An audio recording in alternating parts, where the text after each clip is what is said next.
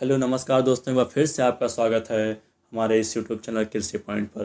दोस्तों, आज एग्रोनॉमी का लेसन 6 आपके लिए मैं लेके आया हूँ, जिसमें है सोयाबीन की खेती।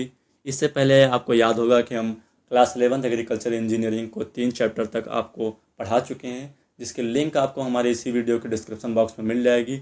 वहीं हम आपको एग्रीकल्चर एग्रोनॉमी का चैप्टर नंबर 5 तक आपको हम पढ़ा चुके हैं, जिसकी लिंक आपको इसी डिस्क्रिप्शन बॉक्स पर मिल जाएगा। तो इन सब वीडियो को जाके आप ज़रूर देखिएगा, जो कि आपके पढ़ाई में काफ़ी योगदान देगी। आप अगर क्लास 11th एग्रीकल्चर में हैं तो आपके लिए यह यूट्यूब चैनल हमेशा आपके लिए एग्रोनॉमी और इंजीनियरिंग चैप्टर वाइज लाता रहता है। तो आप लोग इस यूट्यूब चैनल को सब्सक्राइब कर लीजिए, क्योंकि हम आपके लिए ऐसे ऐसे कंटेंट लाते रहेंगे। तो इस यूट्यूब चैनल को सब्सक्राइब कर लीजिए। बढ़ते हैं आज की जो चैप्टर है उसकी तरफ। सोयाबीन सोयाबीन एक दलहनी फसल भी है दोस्तों। सोयाबीन की चर्चा करते हैं, सोयाबीन की खेती की चर्चा करेंगे, बहुत ही अच्छे के साथ चर्चा करेंगे और बहुत ही आपके लिए उपयोगी पॉइंट लेके आया हूँ मैं इस वाले चैप्टर में। तो शुरू करते हैं इसके वानस्पतिक नाम से दोस्तों, जिसको बोलते हैं बॉटनिकल नेम। तो इसका जो बॉटनिकल नेम होता है वो है ग्लासिन मैक्स होता है, जिसको हिंदी में भी ग्लासिन मैक्स ही बोला जाता है। नाम हमेशा अंग्रेजी हो या हिंदी हो बराबर रहता है। ये फेबेसी कुल से बिलोंग करती है, जो इसका गुणसूत्र संख्या होता है 2 n = 40 होता है। आइए देखते हैं सोयाबीन की खेती को आगे थोड़ा सा। सोयाबीन की खेती विश्व की सबसे प्रमुख एवं अधिक उत्पादन देने वाली लगभग 150 मिलियन टन तिलहनी फसल है। दोस्तों, आप अंदाज़ा लगा सकते हैं कि विश्व में इसकी कितनी ज़्यादा उपयोगिता है। तो हम बढ़ते हैं आगे। इसका उत्पत्ति स्थान देखा जाए दोस्तों तो चीन है, और कंट्री के यहाँ पे देखा जाए तो चीन इसका उत्पत्ति स्थान है। आगे बढ़ते हैं, कुछ आपके लिए यूनिक पॉइंट है। इसे वंडर क्रॉप या येलो जेवल भी कहते हैं।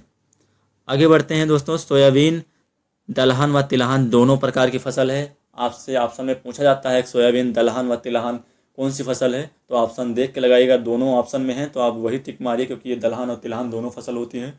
तो आप ऑप्शन देख के लगाइएगा। आगे देखते हैं दोस्तों। तो सोयाबीन उगाने वाले प्रमुख देश, तो अकेले संयुक्त राज्य अमेरिका में ही विश्व का लगभग 50%, आप अंदाज़ा लगा सकते हैं कि जो संयुक्त राज्य अमेरिका है यानी यूएसए, वो विश्व का टोटल 50% उगाता है, जिसमें सोयाबीन उत्पादन का लगभग 66% उत्पादन अकेले संयुक्त राज्य अमेरिका ही करता है।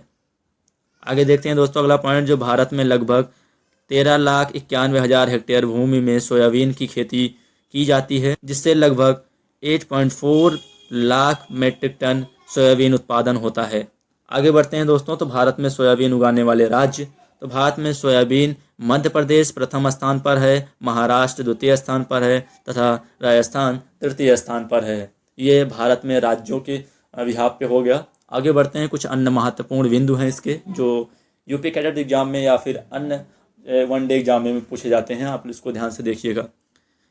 इसकी फली को हम कहते हैं पोड, और सोयाबीन C3 व खरीफ का लघु दिवस प्रिय पौधा है।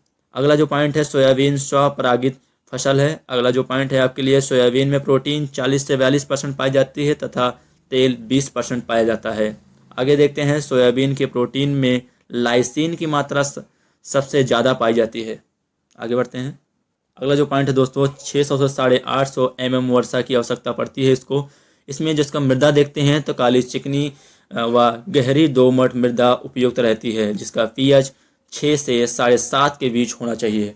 आगे बढ़ते हैं, बात करते हैं जलवायु की दोस्तों। तो जलवायु देखना बहुत ज़रूरी होता है किसी फसल के लिए। तो सोयाबीन के लिए गर्म व नम जलवायु की आवश्यकता होती है।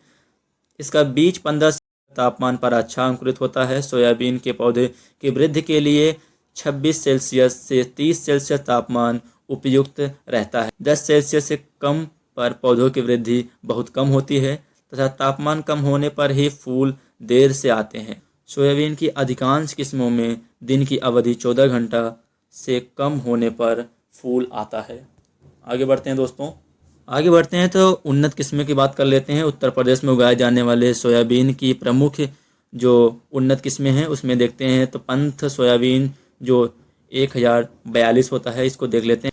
यह पंतनगर में विकसित नवीनतम 118 दिन में पककर तैयार हो जाती है। इसकी उपज क्षमता 35 क्विंटल प्रति हेक्टेयर है। इसके दाने सुडोल चमकीले व पीले रंग के होते हैं। अगला जो है दोस्तों वो है पंच सोया 1024। तो इसको देखते हैं। 115 से 120 दिन उत्पादन जो होता है इसका, 115 से 120 दिन में पक कर तैयार हो जाता है। इसका जो उत्पादन होता है कितना होता है दोस्तों, तो 30 से 32 क्विंटल प्रति हेक्टेयर होता है। इस किस्म पर पीले विषाणु रोग नहीं लगते हैं, इसकी जो खास बात है। अगला जो आपके सामने जो प्रकार है दोस्तों वह है अंकुर। यह किस्म पंतनगर कृषि विश्वविद्यालय की है, आप लोग जानते होंगे। 125 दिन में पकती है। उपज जो होता है 20 से 30 क्विंटल प्रति हेक्टेयर होता है। अगला जो सबसे फेमस वैरायटी है उसको देख लेते हैं, अलंकार। अलंकार देख लेते हैं, यह भी पंतनगर की है। इसके पौधे ब्रेग की तरह होते हैं। यह लगभग 120 दिन में पकती है। उपज जो होती है 25 से 30 क्विंटल प्रति हेक्टेयर होती है। इसमें पीले मोज़ेक रोग का प्रकोप बहुत कम दिखाई पड़ता है। आपको पता होगा कि ये जो सोयाबीन होता है उसमें पीले मोज़ेक रोग अधिक देखने को मिलते हैं। तो इस वैरायटी की खास बात यह है कि इसमें पीले मोज़ेक रोग कम दिखते हैं। कुछ अन्य किस्में हैं उनको देख लेते हैं, जैसे कि दुर्गा, मोनेटा, पूसा 16, पूसा 20, पूसा 24, पूसा 27, पूसा 40, जवाहर आदि। आगे बढ़ते हैं दोस्तों, तो खेत का चुनाव तथा तैयारी देखते हैं। सोयाबीन के लिए ऊंचे खेत का चुनाव करें। खेत की 2 से 3 बार हैरो हल से जोत कर अच्छी तरह मिट्टी को भुरभुरा तथा खरपतवार रहित तैयार कर लेना चाहिए। आगे बढ़ते हैं दोस्तों, तो बुआई का समय देखते हैं। तो बुआई के समय बसंत ऋतु की फसल की बुआई 15 फरवरी से 15 मार्च तक तथा खरीफ ऋतु की बुआई 15 जून से 15 जुलाई तक करनी चाहिए। अगर आपको वसंत ऋतु में बोना है तो 15 फरवरी से 15 मार्च के बीच में करिए। अगर आपको खरीफ ऋतु में बोना है तो 15 जून से 15 जुलाई के बीच में करिए। बीज की मात्रा देख लेते हैं, तो 75 किलोग्राम प्रति हेक्टेयर की दर से रुपाई करना चाहिए। आगे देखते हैं, 4 ग्राम थायराम या बाबिस्टीन 2.5 ग्राम प्रति किलोग्राम बीज में मिलाकर बीजोपचार करें, जिसके बाद सोयाबीन के विशिष्ट राइजोबियम कल्चर से भी उपचारित करें। आगे देखते हैं बुआई की विधि तथा बोने की दूरी एवं गहराई। सोयाबीन की बुआई सीडड्रिल की सहायता से तथा देसी हल के पीछे की जा सकती है। दोस्तों इसका फसल अंतरण होता है 45 से 50 इंटू 4 से 5 सेंटीमीटर। गहराई जो होता है दोस्तों वो होता है 3 से 4 सेंटीमीटर। खाद एवं उर्वरक देखते हैं दोस्तों, तो 20 किलोग्राम नाइट्रोजन और 80 किलोग्राम फास्फोरस और 40 किलोग्राम पोटास प्रति हेक्टेयर सभी उर्वरक बुआई के समय 20 से 5 सेंटीमीटर नीचे। आगे देखते हैं दोस्तों सिंचाई देखते हैं दोस्तों। सिंचाई की आवश्यकता नहीं पड़ती है। लंबे समय तक वर्षा न होने पर 1 या 2 सिंचाई करनी चाहिए। दोस्तों इसका 2 पार्ट करेंगे, सिंचाई तक ही इसको सीमित रखेंगे। और इसका जो अगला पार्ट है वो खरपतवार जिसमें कीट और उपज, हम इसको अगले पार्ट में देखेंगे। तो इसके बाद इसका दूसरा पार्ट आप देखना ना भूलिएगा, क्योंकि दूसरा पार्ट भी हम आपके लिए लाएंगे जिसमें आपको खरपतवार नियंत्रण और कीट नियंत्रण और रोग नियंत्रण बताएंगे। तो इसके बाद आपका पार्ट 2 आएगा। तो बने रहिए इस चैनल से जिसके लिए आपको पार्ट 2 मिले। तो जय हिंद, मिलते हैं अगले पार्ट में।